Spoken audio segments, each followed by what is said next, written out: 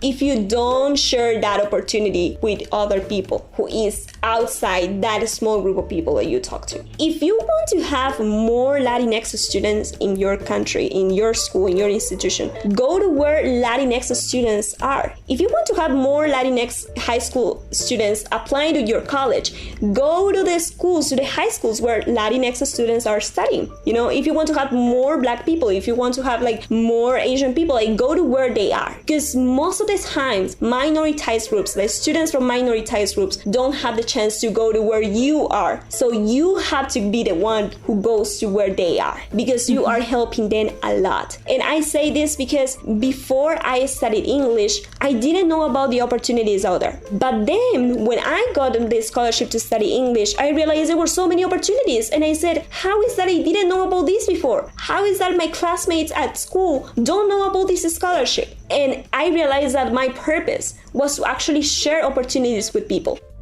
Welcome to Latinx in Power, a podcast hosted by Thaisa Fernandes. Welcome to Latinx in Power. Today we are talking with Diana Vicezar. She is a social entrepreneur from Asunción, Paraguay. Diana is also an incoming freshman at Pitzer College in California, where she plans to double major in computer science and economics. She's also a mentor at MCW Global and a technology fellow at Harvard Women Engineers Code Conference. Hi, thank you so much. It's a pleasure to be here and have the chance to talk to you. I think that this space and this opportunity that you are giving to Latinx people is amazing and is unique. And I really wanted to have this opportunity to talk to you and just to share my story with other people. Amazing. I'm super excited about this episode. I really want to talk more about the process of applying to college in the US, which I'm not going to lie, I don't know anything about it. And also to hear your inspiring journey in California and also around the world. So can you share with us how everything started? Sure. So I will say everything started when I was 15 years old, back in 2016. I was in 10th grade at a public school here in the capital city of Paraguay. And I remember that at that time, my dream was to become a country singer like Taylor Swift. That was my biggest dream. I wanted to play the guitar. I wanted to write songs. I wanted to be a famous singer in the US. So I remember that for my 15th birthday, I asked my parents to pay for English courses. I knew that if I wanted to become a country singer, I needed to speak English and I needed to, write my songs in English. And I asked my parents for my 15th birthday, for my quinceañera party, I wanted to have the chance to study English at one of the most important and the best language institution here in my city. I come from a low-income family, so it was very difficult for my parents to, get the money to pay for the courses because they were actually expensive. And I was really lucky that my parents agreed and they actually gave me the chance to study English for 2 modules for 6 months. But then after those 6 months, I thought that, I will be fluent in English. I remember telling my parents, if you pay for these 2 modules and 6 months of English classes, I promise you that at the end of these classes, I'll be fluent. I will be able to speak like a native speaker. Of course, that was not true. After 6 months, the only things I knew how to say was hi, how are you? My name is Diana, and things like that, pretty basic things. So I was super disappointed because we didn't have enough money to pay for more classes and I had to give up on my classes, my English classes. But then it was actually I always say that, everything happens for a reason, because right after I finished my classes, I remember that one night after finishing my homework, I was just looking at the website of this English institute where I had studied. And I found that they were actually offering scholarships, full scholarships for high school students that wanted to study English. And it was sponsored by the US Embassy here in my country. And it was wow, I started reading all the requirements and I realized that I met all the requirements. I had extracurricular activities, I had a good GPA at school, I was willing to learn English, I was from a low-income family. So I applied. It was the very first time that I applied to a scholarship. I had never done something like that before. And I was super surprised because at that time I was even if I don't get in, at least I'll learn about application process. At least I'll learn about, how to apply to scholarships. And to my surprise, I actually got to the interview phase. And I was like, wow, this is my very first interview. And I said, okay, whatever happens, I'll be happy. I'll now know how to, handle an interview. And I was really lucky that I actually got the scholarship. I studied for 2 years with a full scholarship thanks to the embassy.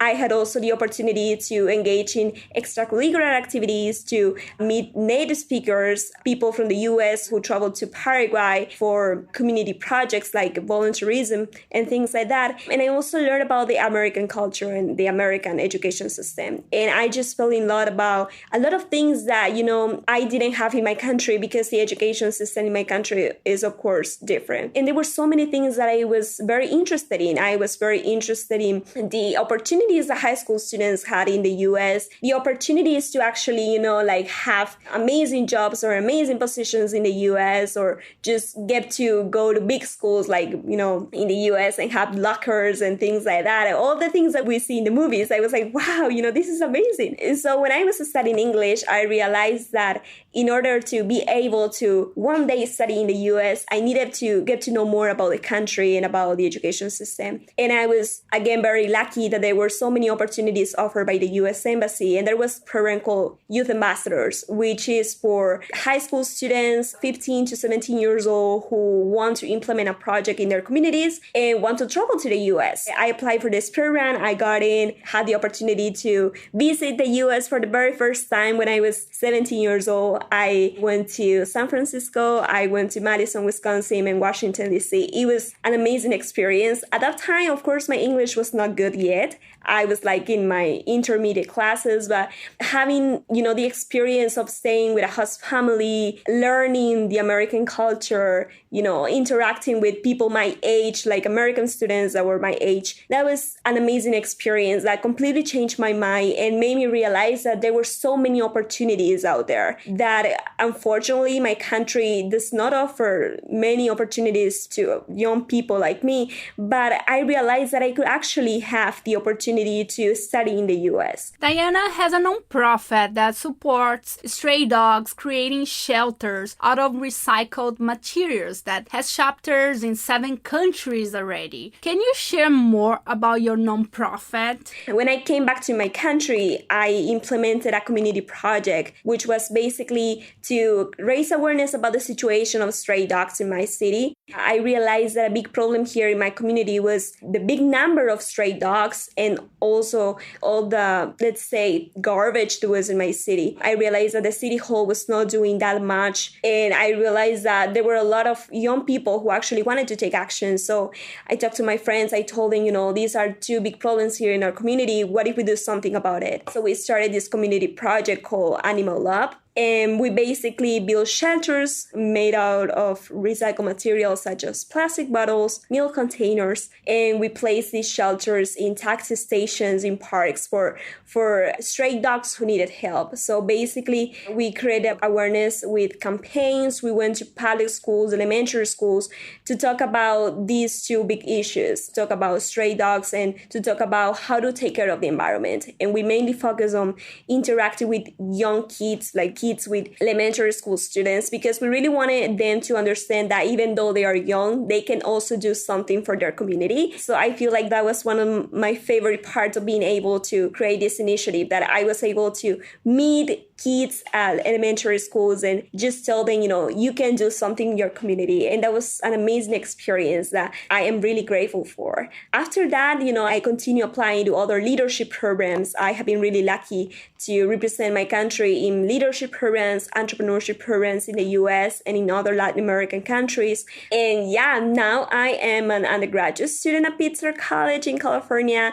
I'm still here in my country because of the pandemic. Of course, it affected international students. It affected me. But my first year of college has been amazing, even though it has been online. And I can already feel like the community at Pitzer is really welcoming to international students, which is something that I really appreciate. Thank you for sharing. It is so inspiring. I was like so excited to hear, and it's really impressive. As a really young age, you always have this mindset. You're like, I want this, and I'm going to find a way to do it. And also this mindset of like, oh, worst case scenario, I'm learning something new. So this is so inspiring, and so I will remember that. Thank you for sharing.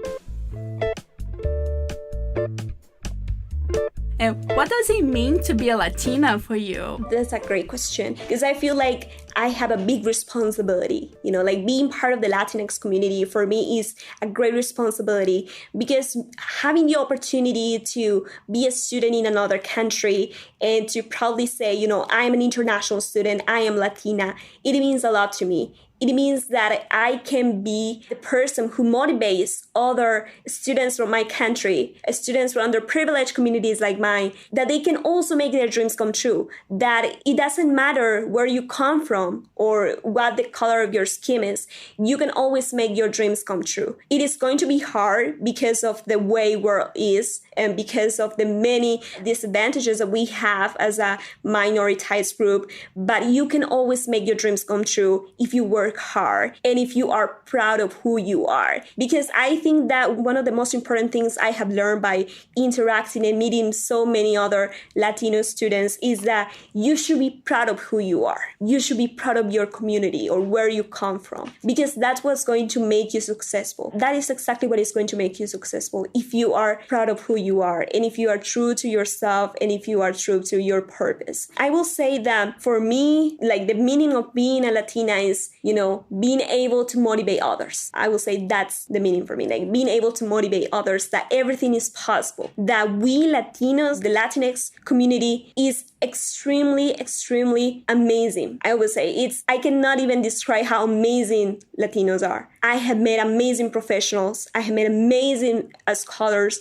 And I can say that we have a lot of potential. And if we work together, if we help each other as a community, we can achieve unbelievable things because we have the power. We just need to help each other. We just need to unite this community and, motivate each other to accomplish our goals and, to make our community even stronger. Beautiful. I'm 100% with you. I think this is really powerful. And I like what you said about being proud, especially because it's something that they don't teach us, like they meaning the society, they don't teach us to be proud of our roots and the country we are like coming from. So I 100% with you. Thank you for sharing that. That was beautiful.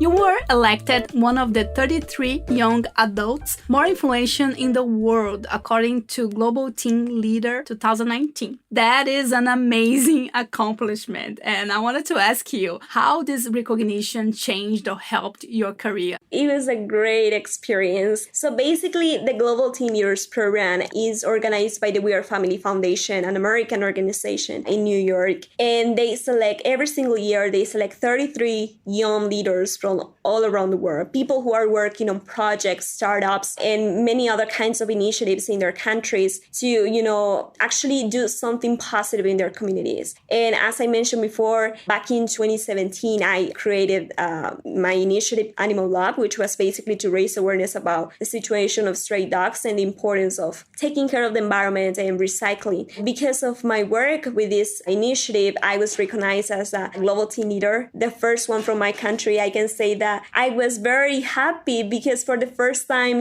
someone from my country had the opportunity to be there, to be in that list of 33 young people. And of course, I'm now expecting that more young leaders from my country will have the opportunity to also be selected as part of this cohort. It changed my life, I can say, in many ways. First of all, because I feel it gave me, that sense of you can do this, before that I was like, no, I don't think I can do this. I don't think I'm good enough. Maybe I am too young. I shouldn't be doing this. I should just finish college first or do something else, get a job. But after, meeting the other global team leaders, because we had like a meeting, we had like a retreat in New York for 1 week where I had the opportunity to meet the other global team leaders, and they came from all over the world. I can tell you, like from India, from Brazil, from Russia, from like many other countries. It was like the first time I met people from so many countries. It was extremely exciting. But as I was saying, it gave me that sense of, you should believe in yourself. You can do this. You are here because you deserve it. And look at all these young people. They are doing amazing things in their communities. And they are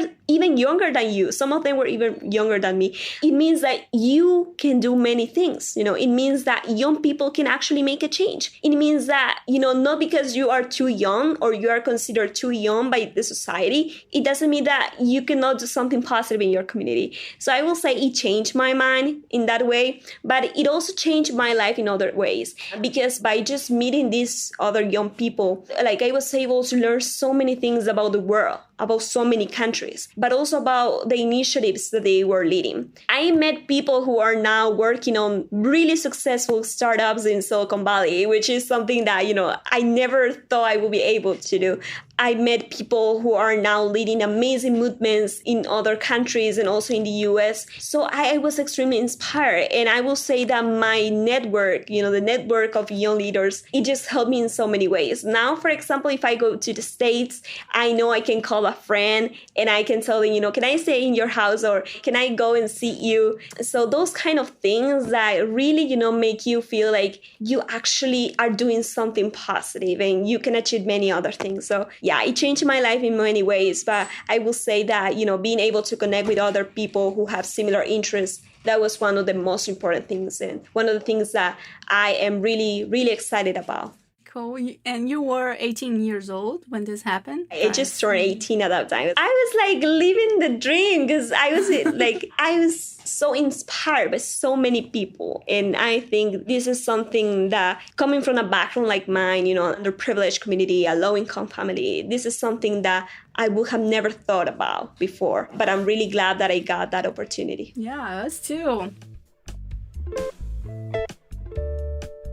And I think you are the perfect person to talk more about this. I'm seeing a movement of people saying that college is not important anymore. So I saw a bunch of people on Clubhouse and different social media channels or having conversations about, you can get, for example, in a big tech without a college degree. And I want to hear your thoughts about this. Yeah, sure. I feel like this is one of the best questions I have heard in a long time, because it's about something that I have talked about with other international students, with other Latinx students. I feel like, college is one of the most important, things in life. Not because of what college you go to, not because of what university you go to, but because of the experience that you get while being in college. And I feel like, of course, I have heard so many people in the tech industry saying, you don't need to go to college. You don't even need to finish high school if you want to get into a big tech company. And I feel like for some people, that's true. There are examples of people. But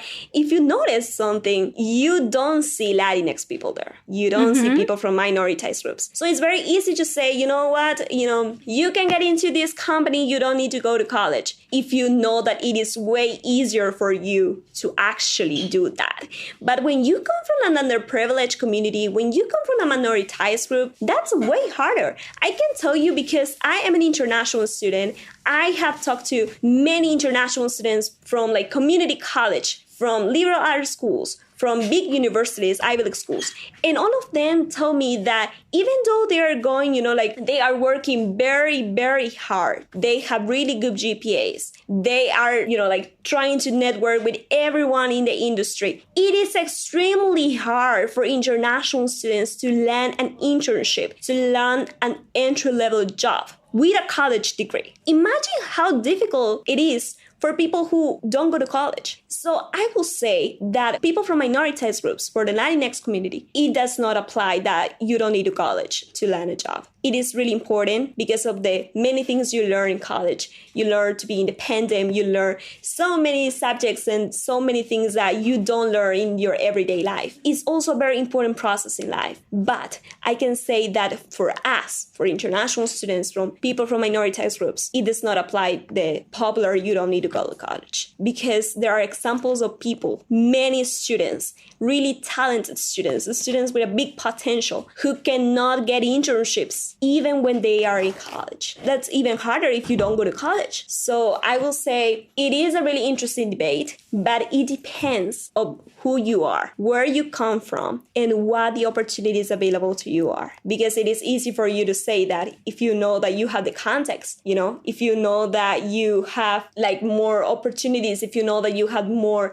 chance of getting into a company. But when you come from a place where you don't have, you don't have context, you don't really have experience, you are a first-gen student, you are the first one in your family going to college, your family does not really know about the industry, you don't have context, you are working extremely hard, and you cannot get an internship or an entry-level job, even with your college degree, then that says a lot. So I will say it depends on what perspective, you have and, where you're coming from. But from my perspective, I can tell you college is extremely important. I wouldn't want to risk the opportunity of going to college. And I can say that because I've also talked about this with other international students. So yeah, thank you for asking that question because it's extremely important. Thank you for sharing your point of view. And I'm totally with you. I agree totally. And I feel that sometimes those folks who make these statements, it might come from like a privileged position or even might come from someone who went to college and it is in a big tech. So like you should check like the data, you should check the numbers, and this definitely don't apply for any minority group or even like the majority of people. If you gather some data about it, I'm pretty sure that it's just like some few folks who got into a big tech or like developed like their startup and are succeeding without a degree, but it definitely doesn't apply to the way things are. For example, even like the process when you apply for a new job, sometimes if you don't have a college degree, the algorithms don't even accept you. So you don't even have a human being checking your resume. You're like out.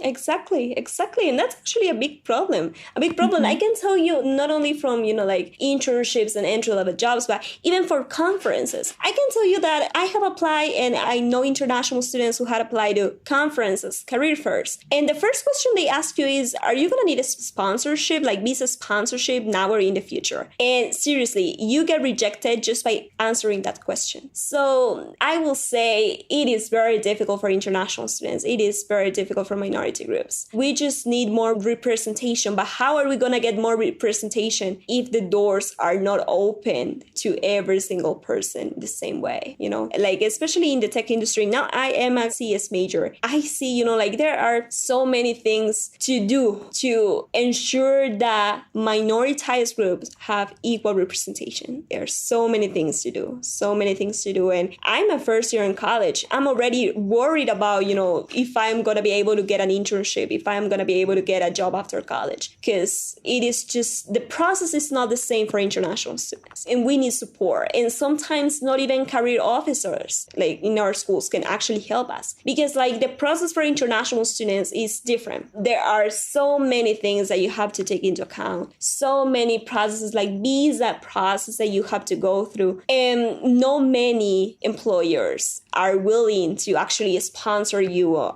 H-1 visa. The few ones who actually do that, they are very competitive. So the chances of getting a good job after college, it is very difficult. And I just wish that we international students could have, more support from like the very beginning. Like when you get into school in the US, okay, in your first semester, you are already having, meetings with your career advisor, how to tailor your resume to each position or to each industry, or, so many things that are different. For example, like I know so many people who were in like their junior year of college, international students, who didn't know how to apply to internships, who didn't even know about the difference between OPT and CPT. And so those key things that you have to know as international students, and it is basically because we don't have support. And it is even worse if you are coming from like a small school. Like if you are in a big university, you have more opportunities to learn that, you have more support. But if you're coming from a small school, it's like even harder. So yeah, it's so many things that needs to be done to ensure that everyone has equal chances, equal opportunities. This is really important. I think just the fact that you need a visa makes everything much complicated. And I feel that in the last previous years with like Trump administration was much harder to get like a visa. And anyway, thank you for sharing. I really appreciate it. How did you get involved in activism? It was from your project with like stray dogs, or it was something that it was always like present in your life? Yes, I will say that it really helped, the fact that I was really involved in community service activities when I was in high school, even before I created this initiative. Like I really enjoy, the fact that I could meet with other young people and do something positive for the community or help the ones who needed the most, I think that I was really, really lucky to have the opportunity to get involved in those kind of activities early on. And I feel like that was one of the main reasons why I got into activism. Because some people get into activism because they just want to be famous. But I feel like the most important part of being an activist, or the most important part of being involved in community service activities, is that you actually feel the need, you actually know the struggles that community is going through, because you are not going to be able to help the way that people need to be helped if you don't know what they are going through. Mm-hmm. So just getting immersed in the community and just trying to understand what they are going through, understand and be like and have empathy for what they are going through, that's extremely important. And I feel like that's one of the most important things that an activist can do. I really enjoy, my experience in community service activities and leading this initiative. It was a really nice experience because I got to meet people who were also passionate about that. And I learned so many things about what are some of the issues that people are suffering here in my community and in my country. And I have been thinking about this a lot, and I'm enjoying asking people more about it. So maybe we can brainstorm together and practice it, like more acts of like kindness. So how can we create space for others, in your opinion? How do you think we can develop a more inclusive environment? I will say this is something that I actually heard a lot about in a conference a couple of months ago. The question of how we can make sure that everyone has a place in the room. And I will say that it comes from, like many things that we can do. Like there are many things that we can do. But I think one of the ways that we can ensure that everyone has equal opportunity is, to go to the place where people are. Go to where people are, because it is easy just to say, there's this opportunity to join this club, and there are only 5 people here. Okay, so all the 5 people here can join the club. But what about all the other people out there? What about the people in the other rooms who didn't hear about this opportunity? I always like to talk about this from the international student perspective.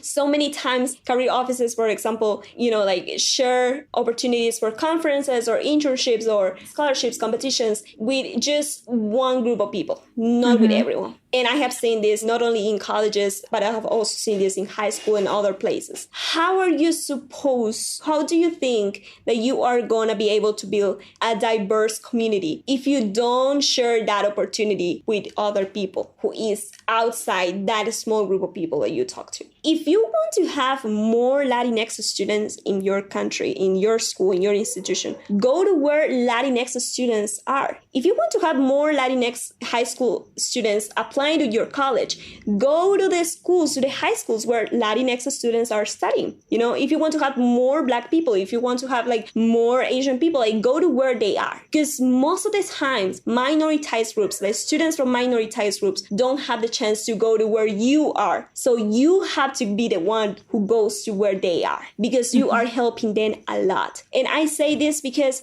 before I studied English, I didn't know about the opportunities out there. But then when I got the scholarship to study English, I realized there were so many opportunities. And I said, how is that I didn't know about this before? How is that my classmates at school don't know about this scholarship? And I realized that my purpose was to actually share opportunities with people. I started talking about these kind of opportunities with my high school classmates. I started talking about it with my cousins, with other people in my neighborhood, because they didn't know about it. And they were not going to know about it because they were not in that place where I was. So I said, okay, I am here. So my responsibility is to share this with the people outside who don't know about it. It's the same for students who want to study in other countries. You know, I know so many young people, amazing students who want to travel abroad. They want to study in other countries. They don't know how. They have no idea how, because the schools that they went to didn't give them those resources. They never told them about the opportunities to study in other countries. So they didn't know about that, about the application process. When I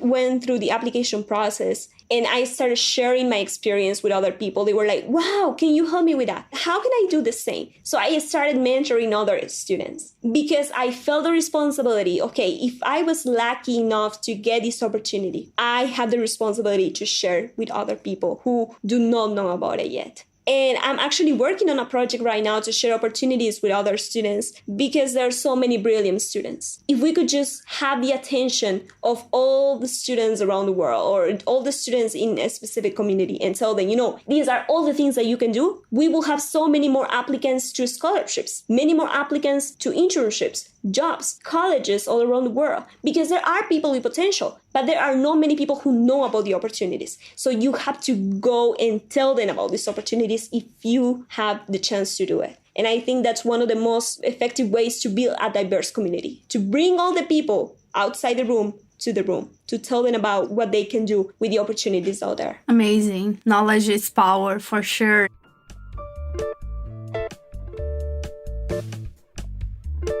And talking about resources, what are the resources that helped you in your journey that you want to share with other international students or someone who wants to be an international student? What do you recommend? So many resources come to my mind now, but the first thing that I can think of is the book Dreams of an Immigrant, which is a book written by a Paraguayan author. And it's basically about her story of how she went through like the application process, how she was, you know, here in my country with the dreams of studying abroad, but she didn't know how. Then she learned about the process. She went through the process. She got into a really good school in the US. She achieved what people call the American dream. And it just proves that it doesn't matter where you come from. You know, you can like be born in a very underprivileged situation, in a very small community, like with a low-income family. But it doesn't mean that you have to end your life in the same place. It doesn't mean that you have to stay in the same place your whole life. It means that it should be a motivation for you to overcome all the challenges and, you know, live a life that is worth living, live a life that is going to be remembered by others. It doesn't mean that you're going to become famous, but it means that you're going to touch other people's lives by sharing with them, you know, like as I said before, the opportunities. And I think I was extremely inspired by her story. It was the first book that I read that was in English, so it means a lot to me. Oh. And I think that was like a big motivation and inspiration for me to actually apply to college in the US. Because I read about a person from my country, a woman from my country who actually achieved that dream. And I said, if she achieved that dream, I can do it too. That's why we need representation. We need to see people who look like us in the places where we want to be. You know, we need to see more women. We need to see more Latinx people so that we can be inspired and motivated and say, you know, I can do it too. Because many people give up on their dreams, even when they have big talents and even when they have like the potential to achieve their dreams. But why? Because they don't see people who look like them in the position where they want to be. So if you don't see someone who is in the place where you want to be right now, you can be the first one. But know that that comes with a lot of responsibilities. that comes with the responsibility that you have to make sure that you are the first one, but you shouldn't be the last one. You should be just the first one and help others who look like you, who are like you, who come from where you come from, to achieve that same dream. So I will say that for anyone who is thinking about studying in the US, even if it's like for their undergrad or grad, they should read this book, especially if they are from South America. Like, that's a really powerful book and it really changed lives. Amazing. We are going to link your recommendation to the description of this podcast. And I can't believe a lot of time passed already. I want to thank you so much. That was really inspiring. I love to hear your story. Thank you so much for sharing with us. Thank you. Thank you for this opportunity. What you are doing is amazing. Thank you for inspiring so many of us. And seriously, you are doing great things. And you are seriously a big example of what we can do, what the Latinx community can do. So thank you. Thank you for being a representative for our region. Thank you. Yeah, thank you so much. That's it for today, everyone. I'm feeling so inspired. I hope you are too. And next month we will have another guest. We are actually having two, and they are both from Peru. They are entrepreneurs and they will be sharing their journey with us. And the Latinx in Power podcast is 100% independent, so we don't have ads, we don't have anything like that, and don't plan to have it. So if you want to support us, what you can do is to share this podcast with our friends and recommend episodes, and also give us a review on Apple Podcasts and follow us on our social media channels like Twitter, LinkedIn, and Instagram. And I hope you'll see you soon. Bye!